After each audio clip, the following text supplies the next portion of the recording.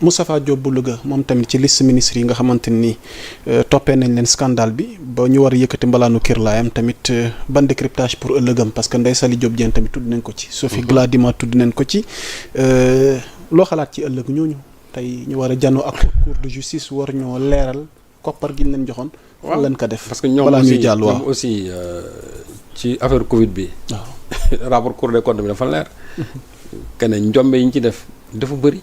je prends par exemple le cas de Moustapha Diop moom déjà une partie de son personnel moom dugg na ci biir moom jàpp nañ ko. son homonyme là bon xaw ma ndax moom lañ ko tuddee xaw ma tuddee ko en tout cas ñoo bokk tur kooku moom actuellement mi ngi ci biir kaso bi. mais kooku lépp lu mu doon def c'était sous la dictée de Moustapha Diop. moo tax ma ne Moustapha xam nga rapport bi tudd ko mais si on ouvre une information judiciaire loolu moo ko ciy impliqué. loolu moo ko ciy impliqué ça parce que bu ñu man sama ministre nangam ak nangam ñu wóor na ne yow décaissement yi nga daan def yëpp l'ordonnateur principal c'était le ministre. mais su boobaa ministre bi boppam la ñu woo dañ ko woo. donc moom aussi il ne peut pas se réfugier derrière l'argument selon lequel man la cour ne m'a point cité déedéet. te moom dafa am beneen dossier encore même dossier Tabaski Ngom da ko fiy xaar. exactement waaw. donc Moustapha dossier non seulement dossier Tabaski Ngom da koy xaar dossier bi da koy xaar mais beneen dossier bu nekk Aprosi aussi da koy xaaraat. ca yàlla. donc Moustapha moom actuellement nii genre trépied la ñetti dossier koy xaar Aprosi Tabaski Ngom ak dossier Covid bii yooyu yëpp daf koy xaar moo tax moom il faut ñu lever son immunité parlementaire. ok Ndeye Saly Diop Dieng. Ndeye Saly aussi il faut ñu lever son immunité parlementaire pour ñu mën a toog expliquer askan bi lan moo tax xaalis bi ñu leen dénkoon te mu war a dem ci askan bi ñoom ñu jël ko def ko seen poste. gis naa nag sax yenn pseudo politiciens yu naan wéy ay ñaari climatiseur xam ay 52 millions nangam waaw mais bu dee dërëm c'est l'argent des Sénégalais moomuñu ko. xam nga en république. c'est-à-dire un seul rond un seul copec bu fekkee da nga ko jël moomuloo ko bu ko xeeb. parce que ñoo koy wax fi ñu toll nii ay buntu échappatoire et c'est là où je flétris tout simplement la mauvaise foi d'une partie de la société civile. parce que société civile boo xamante ne nii ba léegi li nit ñuy def en termes de reddition des comptes rafetlu woo ko finalement ñenn ñi sax dem nañ ba bëgg ne non jàpp yi dafa bëri wala xaw ma lan et cetera waaw mais jàpp yi dafa bëri mais parce que ñi ñuy jàpp dañoo sàcc wala dañoo jàpp ne dañoo sàcc en attendant ñu koy leeral léegi dañ leen teg loxo maintenant bu ñu demee ba nga xamante ne gis nañ ne ñoom defuñu dara suba am ñu bàyyi leen wante ki ñu jàpp mu cautionné kooku moom wane na boppam te fii koo fi jàpp mu ne damay joxe. ok ñi fi jàpp yëpp dañoo joxe waaw ñenn ñi ñoom xam nañ ne amuñu peut-être lu mat gars yi tey leen fa donc tey politiciens yi de société civile bi. war nañ xoolaat ñoom doom seen toogaay.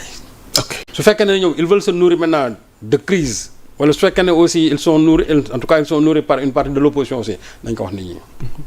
parce que société civile dafa am benn taxawaay boo xam ne daanoo njaaxanaay man je ne dis pas que société civile dafa war a ànd ci li pouvoir bi def déedéet mais nag waruñu aussi topp li nga xamante ne moom la opposition bi bëgg parce que ñoom boo leen dégloo tey dafa mel ni dañuy bëgg a jàppal tànk opposition bi dañu bëgg a jàppal tànk nga xamante ne tey ñu ngi leen di woon pour la reddition des comptes. alors que li ñu war a def mooy ñun nous soutenons la justice sénégalaise parce que cette justice là c'est pas une justice de Pastef c'est la justice du pays. donc cette justice du pays là doit être soutenue tant que ñi ngi def mbir mi di ko jaarale ci yoon.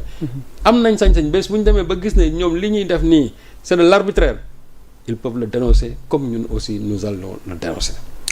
mais nag wax dëgg yàlla li nga xamante ne moo am ci parquet de la république bi ak comment le pôle judiciaire financier. boobu ba léegi li fi xew man jàpp naa ne yëf yi ñu ngi koy teg ci yoon. ok.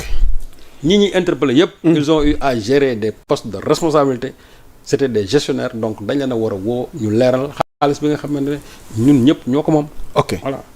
soxna tuuti indil ma yor wi nga xamante ni une bi dafay aller dans le sens li Serigne Saliou di leeral parce que gis nañ sortie médiatique de la coalition Diomaye Président. ci wàllu détournement de deniers publics crimes et torture yi nga xamante ne am na sous Macky Sall. Waly Diouf Bodian intransigeant moom nee na un pays ne peut pas fonctionner avec autant de criminels. en liberté. Ouais. Quel décryptage ci une bi en rapport ak li nga xamante ni jot nga ko leeral. waaw mais xam nga Waly moom il est toujours constant. xam nga Waly moom dañu ne c'est vraiment le radical de Pastef.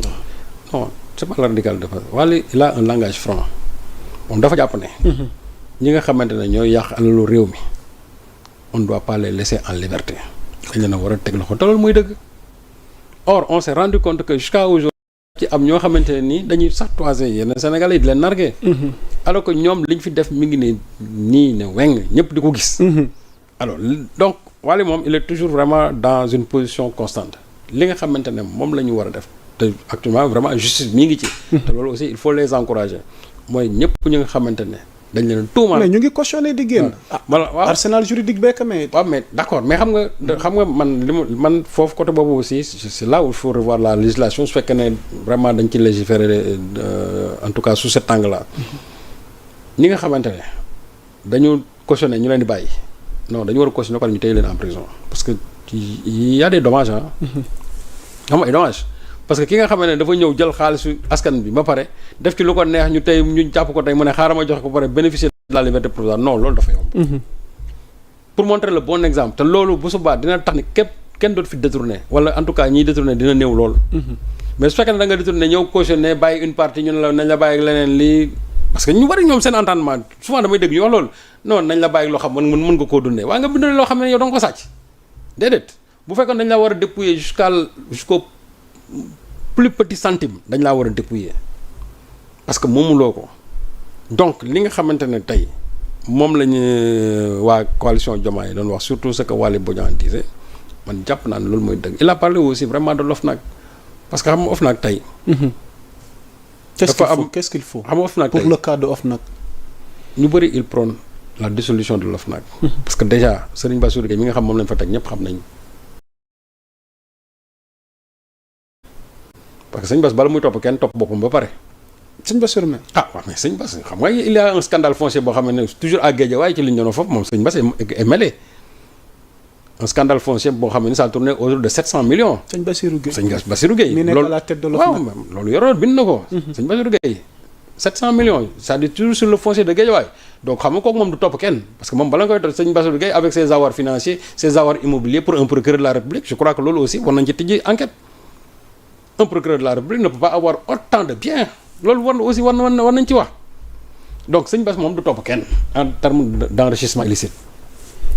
or tey boo gisee disposition yi nga xam ne moo nekk biir OFNAC nga xam ne moom enrichissement illicite moo ci war a toppaati man li ma jàpp mooy ñi nga xamante ñi ngi cautionné ñooñu ñëpp tey dañ leen a waroon topp ci enrichissement illicite parce que dañu jël loo xam moomuñu ko. délit d'enrichissement illicite au-delà de la caution. oui mais au-delà de la caution parce que loolu lay wundu bu fekkee ne da ngaa cautionné mooy jël nga xaalis boobu moomul donc tu t'es enrichi illicitement c'est-à-dire que donc délit bi day dal sa kaw léegi nag su fekkee ne loolu. c'est réprimé par l'OFNAC en réalité OFNAC ci wàllu boppam du ci mës a intervenir tant que Serigne Bass mi ngi fi parce que il est là pour un mandat bien défini ña fa nekk aussi duñ ci mës a wax parce que ñooñu ñëpp ce sont des éléments du système de Macky bañ fi toogee ba léegi mosoo dégg ñu ne poursuivre nañ fi kenn tous les dossiers qu'on a amenés à l'OFNAC sont morts de leur plus belle mort waaw OFNAC moom boo bëggee rey dossier rek yóbbu ko OFNAC ñu rey dossier bi complètement léegi nag il ne sert à rien d'avoir des gens là-bas di leen fay ay millions di leen jox carburant di leen jox lu ne ñuy consommer comment dire l'électricité de l'État tamu ñu fi njariñ moi je ne vois pas aujourd'hui l'utilité de l'OFNAC structure boo xam ne nii yow doo topp kenn parce que boo naree topp kenn yow da ngay njëkk ci sa bopp ba pare ok kooku xam nga du topp kenn léegi nag état doo nekk tey structure amu fi njariñ moi je crois que il ne s'agit même pas de réformer il faut c'est-à-dire dissoudre l'OFNAC bu ñu waree tabaxaat beneen bu bees ñu def ko mais ñu dissoudre ko ña fa nekk yëpp ñu gën leen ci biti daal di wut yeneen nit ñoo xamante ne nii taxuñu ci dara ñu jël leen ñu yóbbu leen fa keneen ku ñu bëri topp ñu topp la mais tant que ces gens là seront là xam leen ne enrichissement illicite moom duñ ci topp kenn loolu mooy dëgg te sëñ Bass gis nañ contention bi ma amoon nag Ousmane Sonko donc loolu déjà rek pour man c'est un élément dirimant pour mën a enclencher des enquêtes sur le délit d'enrichissement illicite c'est la raison pour laquelle man je dis que Waly li muy wax na ko nit ñi di déglu. Waly Diouf Bodian li muy wax ci côté boobu na ko nit ñi di déglu bu baax. waaw on a beau dire que ne way dafa radical mais c'est vrai à un certain moment il faut faire preuve aussi de fermeté c'est pas un radicalisme mais c'est de la fermeté tout simplement. te lépp li nga xamante ne da nga koy def aussi ci yoon lay tegu du loo xamante ni c'est de l'arbitraire non ci yoon lay tegu.